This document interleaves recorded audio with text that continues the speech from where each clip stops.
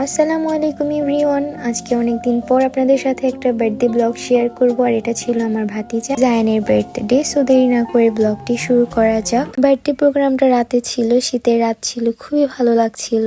আর এটা ছিল কেরানীগঞ্জের দ্য ফরেস্ট ক্যাফে রেস্টুরেন্টে। খুবই ভালো লাগছিল আসলে রাতের বেলার, অনেকদিন পর সব রিলেটিভসরাও একসাথে হব। আমি গিয়ে দেখি কি আমার আত্মীয় স্বজন যারা যারা ছিল সবাই অলরেডি এসে পড়েছে, আমি সবচেয়ে বেশি লেট। সেখানে গিয়ে আগে আমার এই সাইডটা চোখে পড়লো, জায়ানের বার্থডে কেক এখানে কাটা হবে। খুবই সুন্দরভাবে ডেকোরেশনটা করা হয়েছিল। আর এই তো দেখেন একটু একটু কিন্তু কুয়াশাও দেখা যাচ্ছে। আজকে শীতও ছিল খুব বেশ। আর এদিকে যে একজন ডিজে করার জন্য আনা হয়েছিল, শিউরা দোরা লাফাচ্ছিল কোনো কারণ ছাড়াই। এরপর আমি চলে গেলাম আমাদের বার্থডে বয়ের মায়ের সাথে দেখা করতে, ওকে খুবই সুন্দর লাগছিল। And now look at our birthday boy, আমার জায়ান। সে তার বার্থডেটা খুব এনজয় করেছে, সে গানের তালে তালে নাচ শুরু করে দিয়েছিল।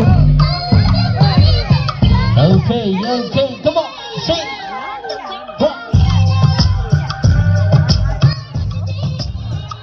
এদিকে আমার ভাতিজি আয়রাও খুব এনজয় করছিল।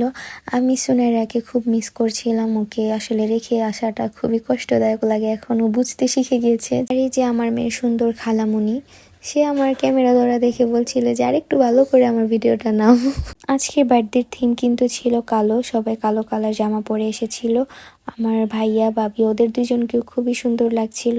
আমরা যেহেতু লেট করে এসেছিলাম, এসে দেখি ওরা খেতে বসে গিয়েছে। এন্ড ফাইনালি কেক কাটিংও হয়ে গেল।